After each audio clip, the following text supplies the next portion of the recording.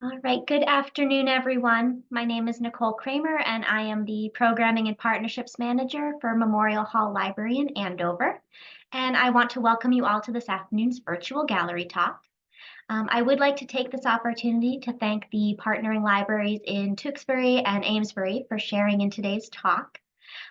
We are recording this presentation, and everyone who registered will receive a link to the recording tomorrow afternoon.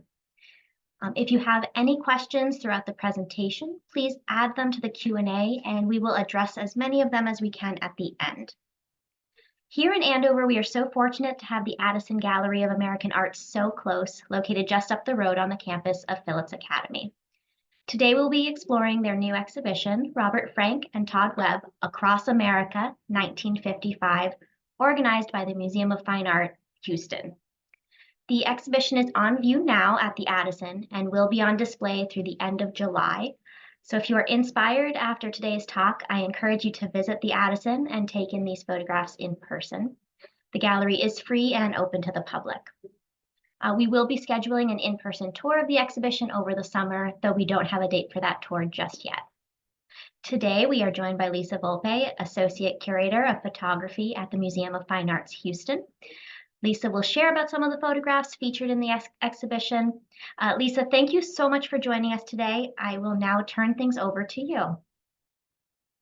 Thank you for having me. It's my pleasure to be here today, and I'm going to start sharing my screen. And in the test, it worked, so I'm just gonna assume it works. But thank you for having me. I love seeing where everyone's logging in from, going on in the chat. It's a lot of fun to see, everyone both near and far who's interested in this exhibition. So let's get started. Robert Frank and Todd Webb Across America first opened in Houston on October 8th, 2023, before coming to the beautiful spaces of the Addison Gallery. And it's the first exhibition of a group of shows organized to celebrate Robert Frank's centennial, which will be officially the blowout happening in November of this year. And if you ask me, it's the perfect exhibition to kick off this celebration because Robert Frank's 1955 Guggenheim work is what brought him to global attention. And yet, despite the thousands of articles written and the hundreds of exhibitions that looked at the Americans, not a single one mentioned the other Guggenheim winner who also decided to go cross-country in the same year, Todd Webb. This exhibition is the first time these simultaneous projects have been seen side by side. In fact, it is the first time Todd Webb's 1955 cross-country work has been seen at all. And I'm thrilled that the exhibition has now come to the Addison Gallery, one of the few institutions like Houston that has a full set of Robert Frank's iconic photographic series, The Americans. And I hope for students at Phillips and for visitors alike, this exhibition shows that there is always something new to be learned, even about familiar classics. Now, I would be remiss if I didn't say, please go to the in-person tour of the exhibition. It's always best to see photos in person. And we have a wonderful catalog that then you can take home with you to take the exhibition home that has every single photo that's in the exhibition reproduced in the catalog. Now, this exhibition is a story of two men's journeys across the United States in 1955 as they both attempted to photograph the real America. It's also a story of different generations, of photographic history, and of the changing photographic styles and tastes. And today I hope to weave these stories together for you and give you a behind-the-scenes glimpse of the curatorial project. And what better way to do that than just jump in? I want you to get inside the mind of a curator for a second and look at these two letters. These are letters each photographer wrote to their wives from the road. And I'm not asking you to be handwriting experts here, but just take a minute to think of the type of person, the personality that would have written each one. Let me give you a second here.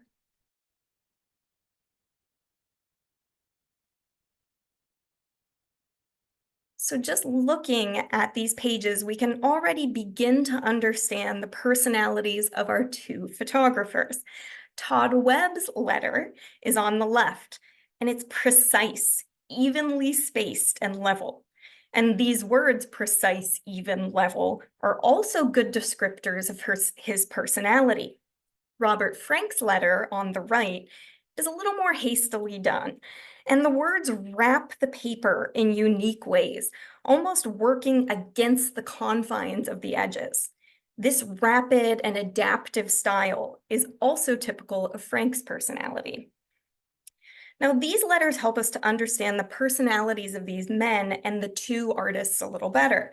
Personality, after all, plays a big role in personal choice and in artistic production.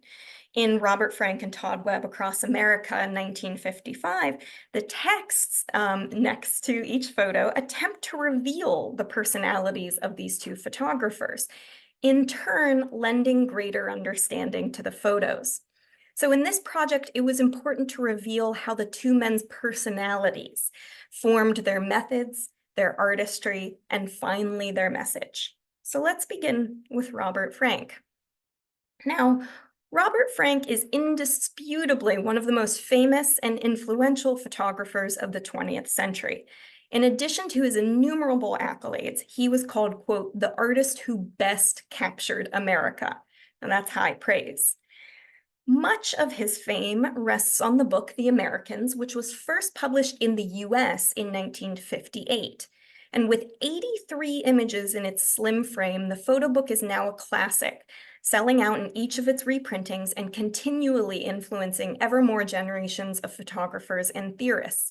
And I should note, we have Frank's original maquette, the dummy he was working out the sequencing in, it's in the exhibition. With that kind of influence, though, it's no wonder that Frank has taken on mythological status in the field of photographic history. In fact, he's so revered in photo circles that it's often difficult to separate the truth of the artist and his real personality from the many, many myths that surround his life and work. And one of my favorite myths is this one, the shoes. These red and yellow wingtips are housed at the Visual Studies Workshop in Rochester, New York. There, they are labeled as Robert Frank's shoes, and it's even further suggested that these outrageous accessories right here are the ones he wore while traveling the US on his 1955 Guggenheim-funded trip. Or at least that's the myth. It is unclear if these truly are the shoes Frank wore, or in fact, if they're his shoes at all. I spoke with colleagues at the Visual Studies Workshop where they are housed, and they admitted it's all based on rumor and hearsay. No one can truthfully say these are Frank's shoes, and yet the mere suggestion of a connection to Frank and his famous work has raised these odd accessories to the level of religious relics within photography circles. Now, the originality of Frank's work and its lasting importance on the field of photography are without question. Yet, if these shoes are any indication, the true story of the artist and his work has been nearly obscured in myth and legend. And other myths abound, that Frank was a complete outsider with no knowledge of the United States, that no American publisher would consider publishing the book, that all critics despised the work, that the response to the work made Frank give up photography entirely. These myths have persisted, though they have been flatly disproven. Now, unlike Robert Frank, who I admit I approached for this research still believing many of those myths, Todd Webb was a new and wonderful surprise to me. While researching another exhibition, one also beautifully displayed at the Addison, I began to learn more about Webb. Honestly, I was shocked to learn that Webb also received a Guggenheim Fellowship in 1955 and also for a cross-country project. No article, no book, no exhibition of the hundreds on Frank that I had studied had ever mentioned another photographer working on a similar project at the same time with the same funding. So clearly, there were a lot of questions to be asked about these simultaneous cross-country photographic journeys. Why hadn't Webb's photos been seen? What would happen if you put Todd Webb's images side by side with Robert Frank's? What would this comparison reveal? Not only about America in 1955 or about Webb, but also about Frank. And thanks to the Todd Webb Archive and the June Leaf and Robert Frank Foundation, I was given permission and access to begin exploring just that. Now, when the Guggenheim issued letters to fellowship winners on April 15th, 1955, both photographers had arrived at that moment from radically different backgrounds, and yet their stories interact and overlap in surprising ways. Now, Todd Webb had an eclectic history before he found his calling as a photographer in his late 30s. Webb was born in Detroit, Michigan on September 15th, 1905, quote, on the kitchen table, as he joked. And this homespun, humble attitude would endear him to legions of friends and colleagues throughout his life. Webb worked as a banker, a stockbroker, a gold prospector, a ranger in the Forest Service, a farmer, a writer. And it was not until he returned to Detroit in 1938 that he tried photography. Quote, I was sunk. I fell for it, Webb said. Upon moving to New York City, he found success and camaraderie among an impressive group. He worked with Alfred Stieglitz to photograph installations and artists featured at An American Place. Roy Stryker of Standard Oil and Walker Evans at Fortune magazine contracted him for projects. He had regular lunches with Bernice Abbott and Lizette Modell and was featured in more than a dozen exhibitions at MoMA. Yet Webb was wary of too much money or too much notoriety. Quote, photography has become such a big business. Most photographers find a pattern that sells and they squeeze every last dollar out of it. The search is for tricks, ideas, markets, and method, and seldom for inner truth. Now, Webb's statement could have easily been made by Frank, who also lamented the business side of photography. Born in Switzerland on November 9th, 1924, Frank grew up focused on photography, even as the cloud of Nazi rule descended. And he took his early photo lessons from his neighbor who worked in a photo studio, and after a brief military service, he worked a string of jobs in photography and film. After the war, he traveled to Paris, Milan, Antwerp, before he booked passage to America. And there, Frank won a job from Alexei Brodovich, the editor of Harper's Bazaar. And he was given assignments for Junior Bazaar. And I love this spread because only one of them feels like Robert Frank to me. The magazine life did not suit him, and money and fame were not good enough reasons to stay. Frank noted that many of the successful photographers around him had, quote, no spirit. The only thing that mattered was to make money. Now he's referring to things like this, picture magazines such as Life and Look. They held a preeminent place in American culture in 1955 and created a mythological image of America via text and image. In a quest to increase readership and profits, these magazines cultivated a comforting, didactic style and a pro-American ideological voice. These magazines created a system of production and consumption in which photography became just another product to be consumed. Webb's and Frank's subjective art practices were out of step with this kind of popular photography. So in October of 1954, both photographers submitted their applications to the John Simon Guggenheim Memorial Foundation. Disillusioned with the popular taste for photography and resolved to produce work in their own way, these artists designed epic solo projects suited to their individual styles and their temperament, rather than the fads of the day. Now, Webb, this might look a little familiar, like the letters earlier. Webb submitted 6 single-spaced, carefully typed pages outlining his plan to walk, boat, and walk again and bike across the United States from New York to California, and to depict, quote, vanishing Americana and what is taking its place. His application is indicative of his steady and careful character. In contrast, Robert Frank's application was only 2 double-spaced pages, also revealing of his quixotic nature. And he wrote, quote, "The project I have in mind is one that will shape itself as it proceeds. The material is there, the practice will be in the photographer's hands, and the vision in his mind." Now, Webb was 49 years old when he applied and was part of an older generation. And I mean that not only in terms of age, but also in photographic style. Webb, in his application, noted he was interested in the way the past was reflected in the present, a true American lineage. And he chose a form of transportation best suited to these interests, walking. His slower pace matched his careful method of image capture. Frank, on the other hand, was younger, 29 years old, and was interested in the present and its influence on the future. To travel the US, Frank chose a car, a banal Ford business coupe. His photographs paired movement with selective focus, some shot from the window of his car, a style chosen to convey the restless energy of America at that time. Now, considering the differences in their approaches, I began to suspect the comparison between Frank's and Webb's 1955 projects to be extreme.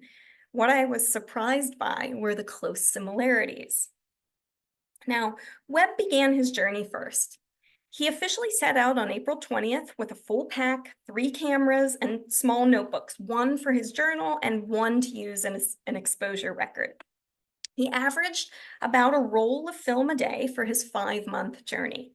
And it didn't take long before he noted that his intent to capture evidence of cultural lineage might be harder than he anticipated.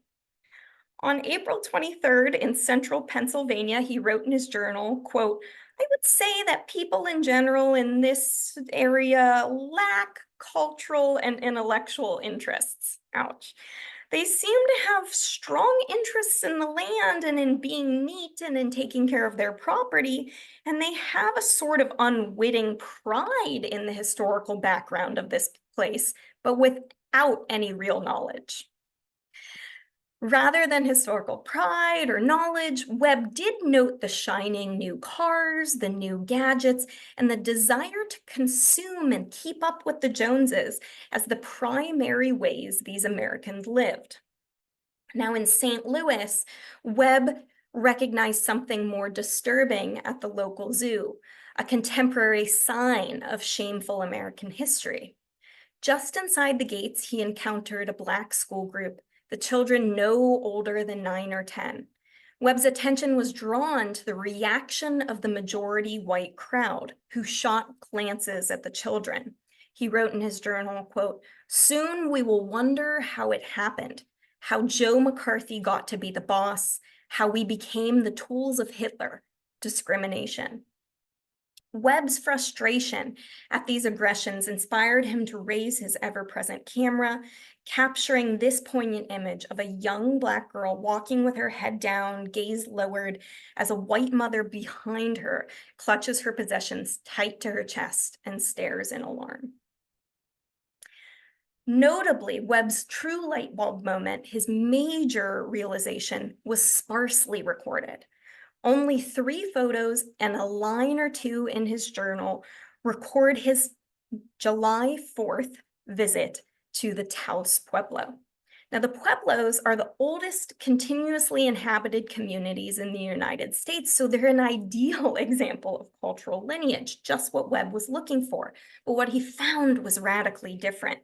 He was horrified by the way Native Americans were, quote, "stared at and photographed by tourists.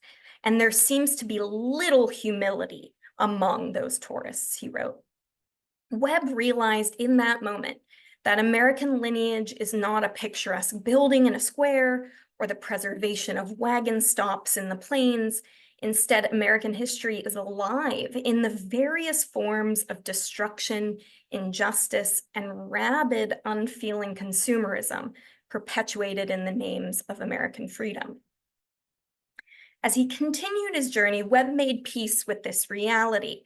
And he was a gentle soul, so he didn't outwardly critique what he witnessed, but presented the evidence of American consumption plainly, like the craze for uranium demonstrated in bright neon signs, or the unrelenting consumption evident in graveyards full of cars.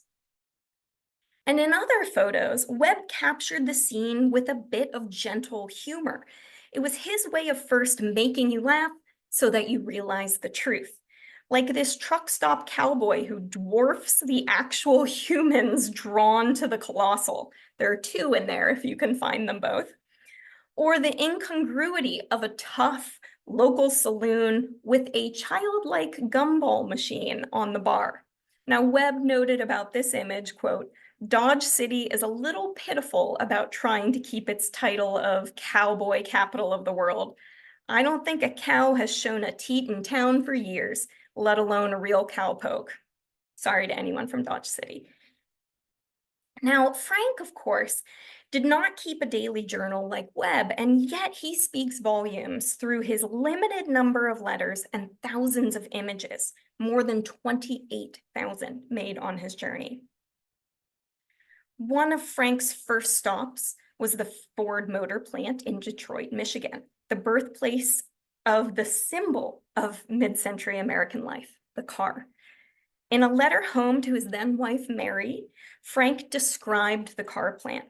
Every factory is really the same, but this one is God's factory, if there is such a thing. I am sure that the devil gave him a helping hand to build what is called Ford's River Rouge plant. Now, Frank was not a religious man, but he was sarcastic. And so his invocation of God was likely a snide reference to Henry Ford, who had designed the factory to be completely self-contained, fed and run by Ford businesses. And yet to Frank, it was the devil at work in this gleaming monument to soul-crushing efficiency and consumer culture. Frank's experiences in Detroit ignited his view that, quote, it was a powerful country, but a hypocritical country. It was brutal. Now, when he arrived in America in 1947, Frank had noted, quote, the country is really a free country. A person can do what he wants.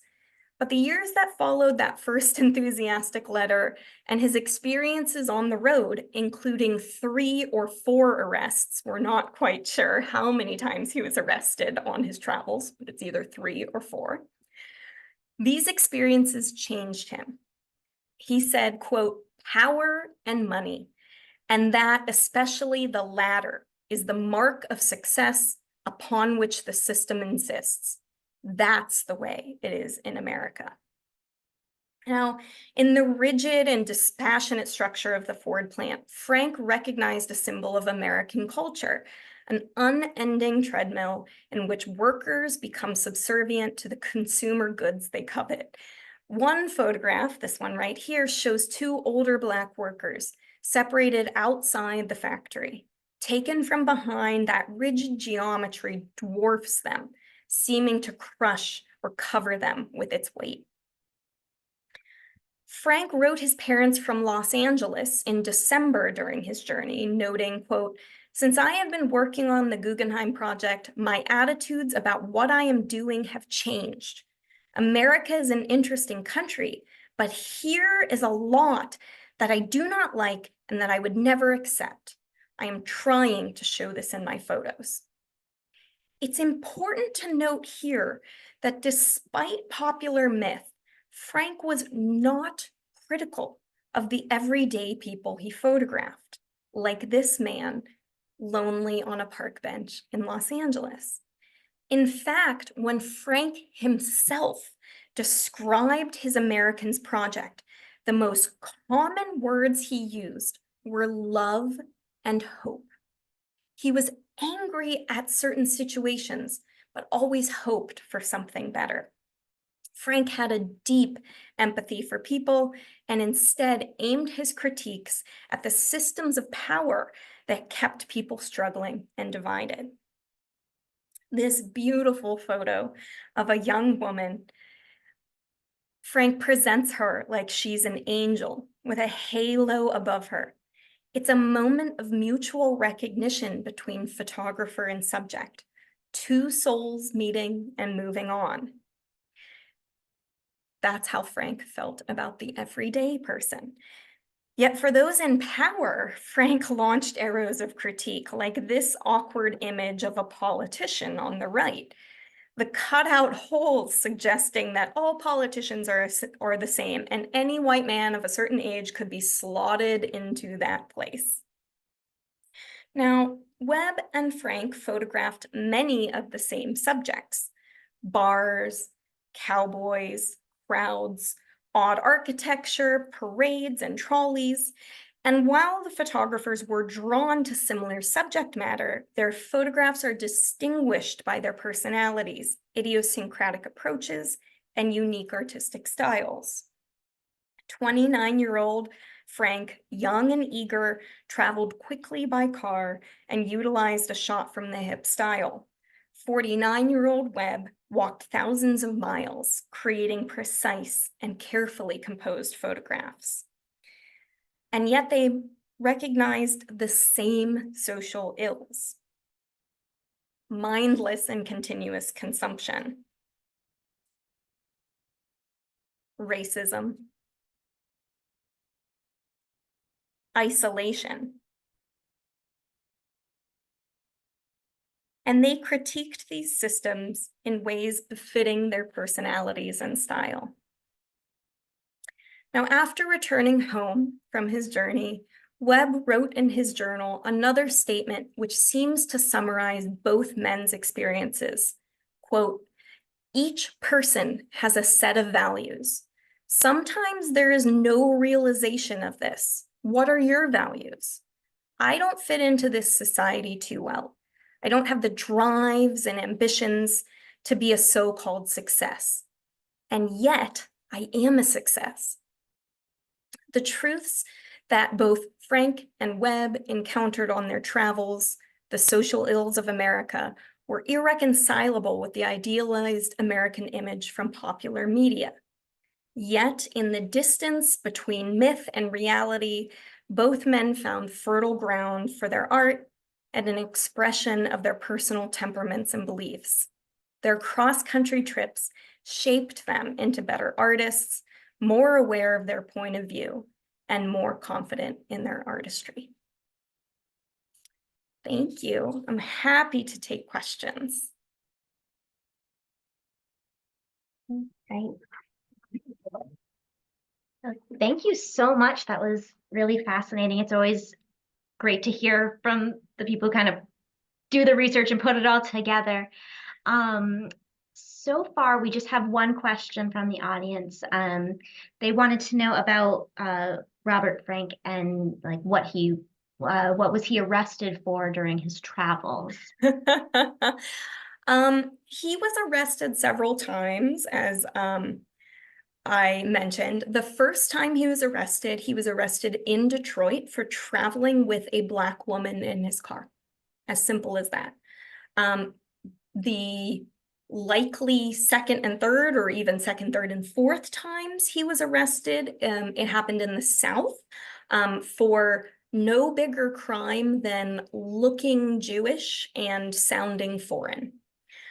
So you can see that with those experiences, one of which was really traumatic for him. They put him in jail. They threatened to destroy his film. They really didn't believe he was a photographer. He started to sour on certain systems of power. Thank you. And I think you mentioned the total photos taken by one of them, but how many photos did they each take during their Great question. Travels? Yeah. Frank, we know, took about 28,000 images. Now, for those photographers out there, Frank also had a very interesting method of editing, and we have a photo in the catalog that shows this. He would process the film and have the strips of film, and right then and there in the darkroom, he would cut off portions he didn't like and throw in the trash. So contact sheets we have from his work often are missing components. But overall, there were 28,000 photos, and an amazing editing job to get that amount down to 83 that end up in the Americans. And I should note some of the photos in the exhibition were rejected from the final draft of the Americans. So even if you're familiar with that book, that work, you'll see new things here. Todd Webb, again, kind of a more patient photographer, took more than 10,000 images as he was walking across the country. Again, an incredible editing job to do when he got home. Thank you. We've got a couple similar questions. Did they know each other? Did their paths cross? And great question. I will start with saying when they both applied, they had no idea that the other was applying, no idea it was for similar subjects at all. This absolute coincidence. They did know each other a little bit. Robert Frank was invited to Todd Webb's Paris apartment for a New Year's celebration, along with a lot of other photographers who were in Paris. So they knew of each other. And of course, after the foundation gave its grants and fellowships, there is a wonderful article that appears in the New York Times, and I think it's in a case at the Addison, just announcing the two photographic winners of the Guggenheim. And it's a really great case study because I'd say 3/4 of the article is actually about Todd Webb. Because remember, he's the older, more established photographer at the time, and then Frank is just kind of mentioned. So it's really fun to see. thank you. Let's see. Are there biographies of these two gentlemen? Are there books that you would recommend if people want to read more? I can always add, in the follow-up email to people things that I've come across too. But do you have any suggestions? There's a lot of recent work on Todd Webb that I would absolutely suggest. We're just kind of rediscovering his work. A lot of it, and you can read about this. Here I go promoting the catalog again, but you can read about this in a foreword written by the director of the Todd Webb Archive, Betsy Evans Hunt, in our catalog. Much of Todd's work disappeared for multiple decades until she found it in trunks in Oakland. So that's a fun story. And that's why this work had never been seen before, and it was never exhibited, ever, not even in 1955. As for Frank, I would start with Sarah Greenow's, what is the exact title? Looking In, I believe, is the book.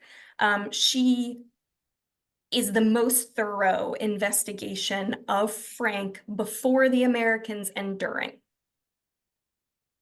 Thank you. A couple other similar questions.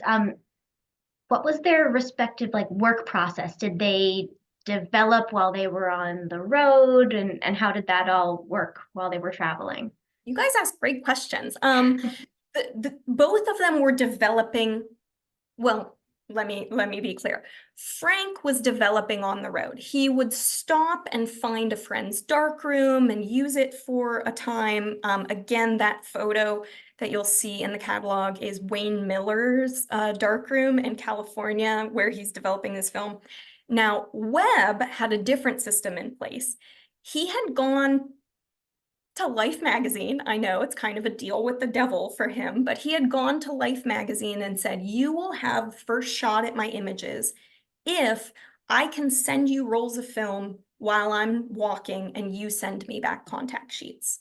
And that's what happened. In the end, Life wasn't interested in the story. I don't think Webb was really upset about that. He got what he wanted out of the deal. He was able to send back his rolls of film and get contact sheets while he was on the road.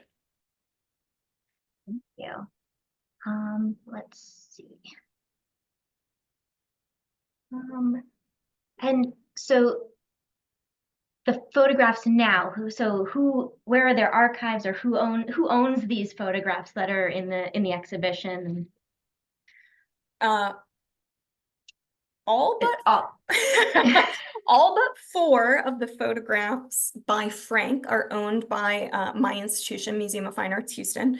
We had a long relationship with Robert Frank. My predecessor, Ann Tucker, did the first retrospective of Frank in 1985, 1986, called New York to Nova Scotia. She was the first one to actually wonder what Robert Frank did after the Americans. And we are also the distributor of Robert Frank's films. Now, because the Todd Webb work is relatively new and had never been seen before, we printed it for the exhibition. Most of those prints are owned then by the Todd Webb Archive, although I can proudly state that now 12 of them, 12? I think 12, are owned by the Museum of Fine Arts Houston. We purchased them for our permanent collection. Someone wanted to know, did Frank ever repeat his voyage in the decades that followed to document sort of the change? No. Frank and Webb got Guggenheims in 1955, and they got renewals in 1956, something the Guggenheim does not do anymore. So they kind of both went twice, but in that very close span of time.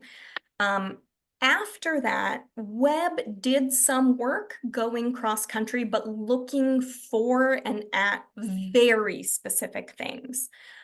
Frank really does about 1 more photographic series and then turns to film and is really interested in filmmaking after that, which is something that if you're paying close attention to a lot of the photographs in the Americans, you can see him already leaning in that direction. He wanted it, there's a great quote where he said he wanted it to be harder. And so, you know, he wanted to have to struggle with sound and movement and all of these things that come into play when you are making a film. Thanks. Someone just wanted to share while we were talking kind of about the Americans, that they showed the Americans and the film Don't Blink to an advanced class of photography seniors just a few weeks ago. And they said that very few of their students knew the depth of Frank's work, and they were overwhelmingly enthusiastic and inspired by it. She said that 65% of the class were Chinese students, and they had never heard about Webb's work. So still inspiring people now as they're discovering it. And so thank you for sharing that. Yeah, absolutely. Let's see, more questions are coming in. Let's see. So in the exhibition, where or from whom did the photo interpretations come from? They say one that struck them was the interpretation that the white woman in the crowd was frightened for her child by the presence of the Black child. And the photo is basically a slice in time, and sort of often fleeting expressions are frozen in the blink of the shutter. And so they're open to interpretation and sort of who interpreted them. Right. So ultimately, you can argue with me. I'm the stop for that. That's what we do as curators. Now, I will say that any text that you read next to the photo is from the photographer themselves. You know, knowing that this exhibition was so much about personality and how they both dealt with their journeys, if there is text next to the photo, that is basically the photographer themselves telling you what's going on there. So it either came from a journal, a letter, and in that case, Webb spoke very frankly about what he witnessed at the St. Louis Zoo. So it's not an assumption that's being made. Let's see. So let's see. Sorry, there's some in the chat and some in the Q&A, so juggling back and forth here. I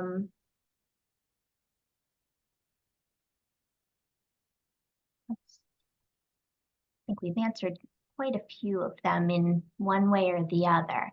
Right.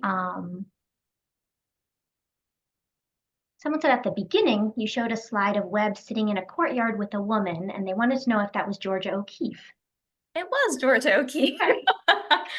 So if you missed the previous show 2 years ago, 3 years ago, I think so, 3 years ago, maybe, with the Addison Georgia O'Keeffe photographer, which I also curated here in Houston and traveled to the Addison. Todd Webb was the person that taught O'Keeffe how to photograph.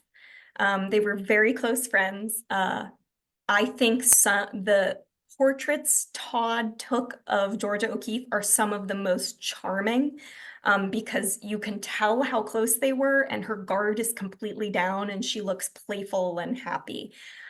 So yeah, that's Georgia O'Keeffe sitting in her Abiquiu courtyard. And actually that photo was taken while Todd was on his 1955 Guggenheim journey. As he's walking across the United States, he stops in Abiquiu and stays with O'Keeffe for about 2 weeks. He didn't plan on staying that long, but O'Keeffe insisted, and you don't say no to Georgia O'Keeffe, so you can understand why he stayed longer. We have a couple questions about if Walker Evans recommended both of them, and were they aware of that connection? Oh, Walker, he was kind of a cheater. Let me explain. Walker was actually on the Guggenheim committee. So not only did he get to choose what photographers would get the awards, in the case of Frank, who again, younger generation, he was kind of mentoring, he helped Frank write his application. So helped him write it, then served on the board that gave him the grant. Webb had already written his and found people to give him letters of recommendation, but then mentioned to Walker, oh, by the way, I'm applying for a Guggenheim. And so Walker was like, oh, well, I'll supply another letter of recommendation. So threw in his own letter of recommendation and then again served on the board that then gave it to Webb.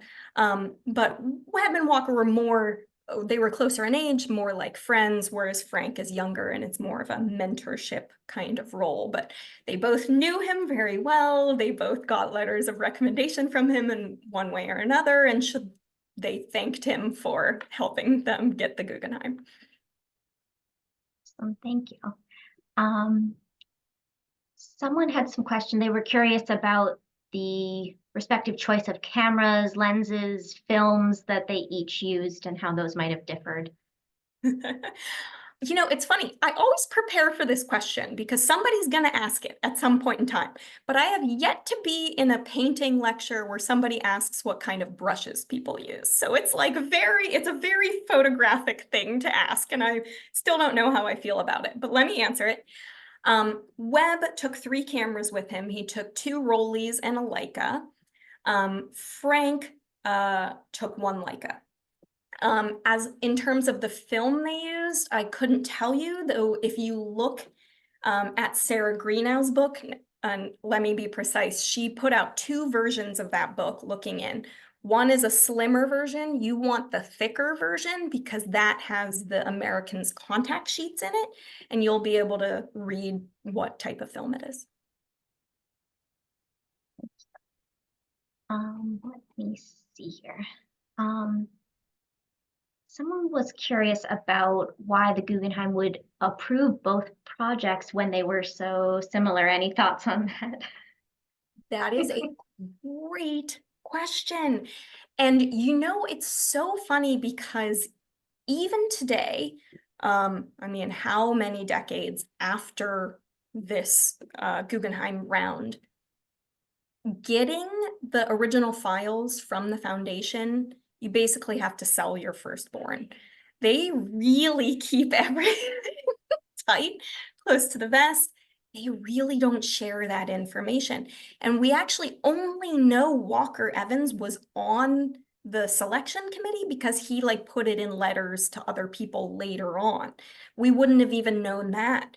So I can't answer that question. It might be hidden in some Guggenheim file somewhere, but I'm not cool enough to get access to that, no matter how many times I asked or tried to show qualifications. So great question though. And then there were kind of 2 kind of similar questions, but so how were the project photos received by the general population? But also, is there any information about the people who are featured in the photographs and how they may have reacted or felt about being part of it. It's funny because I can answer both questions, but using different photographers. So we know how photo critics, the majority of photo critics, I'm not going to say all, reacted to Frank's Americans. Now, remember that there's this myth that everyone hated it. That is not true at all. A lot of photography critics didn't like it because it showed a new style of photography. One, you can see how radically different Frank's and Webb's styles are. Webb's is kind of the standard of the moment, that kind of very precise work. And then Frank comes in with this kind of radically new style. They didn't like that. And then because they didn't like that, they started reading into the photos too much. Oh, it's just a bold critique of America. Not true. And Frank himself said it wasn't, but no one would listen to him, unfortunately. And so eventually he just stopped saying it, because if no one's listening to you, why bother repeating yourself? So there's that aspect of it, and how people reacted. I will say, I found something so charming in the Frank archives. It was a small critique of the Americans. It was from a Durham, North Carolina newspaper. So I would love to know how Frank got a hold of it. But I think that is the critique he kept, because it's the only one that got the Americans right. It says that the photos are heartening and glad and sad. So this person understood, the different emotions, this empathy, but also critique. And so Frank kept that one, which I love. Sorry, what was the second question? Oh, the people in the photos. Webb, in one of his little notebooks, wrote down people's names and addresses that he photographed so he could keep in touch and maybe even send them a photo when he got home. Now, Webb's work was never exhibited, and he was never able to find a publisher for it. So those kind of photos, if they leaked out into the world to the people photographed, were really the only way that these photos from 1955 got out at all. Thank you. We're narrowing in a little bit here. Do you know who else were awarded Guggenheim grants in that year? And do you know how much the grants were that they both received? They were the only two photographers given grants that year. I don't know about like the writing grant, the painting grant. I don't know about any of that, but these were the only two photographers given grants in that year. They both got a whopping $3,600 for the year. So that was the amount of the grant. Mm-hmm. Right. And I like this question a lot. I think this might be the ones to kind of take us home here. With regard to this work, what one question would you ask to each photographer if they were here today? That's quite the question, but I thought it was fascinating. Okay. It's so tough because, as a curator, we work on these exhibitions for probably, 3 to 5 years before they come into being. So I feel at this point like very close to both of these men, especially because so much of this exhibition, unlike a lot of other ones, it was so based in their personalities. I don't know if I would. It's a question, but it's not really a question. For Robert Frank, and I have to give a shout out to Clark Winter, if Clark is in the audience, I don't know, but Clark Winter, who is a longtime friend of Robert Frank, shared with me some like home movies of Robert, and Robert would collect heart-shaped rocks. Now, if that doesn't tell you we've gotten this man wrong this whole time, I don't know what else would. So I think my question for Robert would be, can I go collect some heart-shaped rocks with you? Like, can we walk around and look for some? That would be amazing. And by the way, he insisted you shouldn't really like search for them. They just kind of come to you. So I'd love to walk and chat with him and maybe find a heart-shaped rock. Webb, who now I've gotten very close to, being part of my previous O'Keeffe exhibition and now part of this 1955 exhibition. I don't know, I have so many questions. Betsy Evans Hunt, who's the director of the archive, knows that I have kind of a curatorial crush on Webb a little bit. He just seemed like the sweetest guy ever. I think I would ask him what his favorite photo of all time would be, just so we could start a fun discussion. So those are my questions for my boys. Awesome. Thank you so much for sharing all of this, answering so many of our questions. I want to thank everyone who's attended today and being so engaged. This was really a wonderful chat.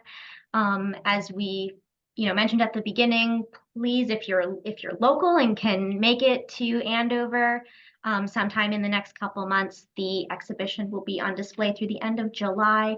It's free to go in and explore and see all of these wonderful photographs in person. So we're so fortunate to have that around, and we appreciate you so much taking the time to share all of that backstory and information with all of us. So thank you. I can't thank you enough. Thank you. Thank you. Thanks everybody for coming. Go see the exhibition.